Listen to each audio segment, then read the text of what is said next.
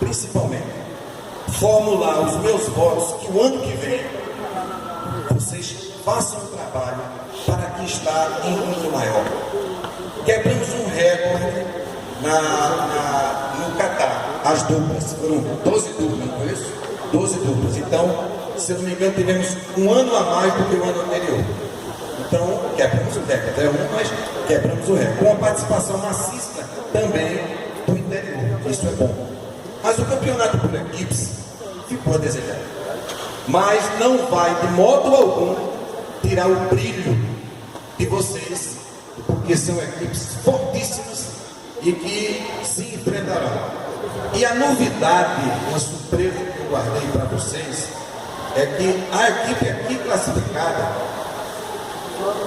conseguirá o direito, já terá o direito de participar do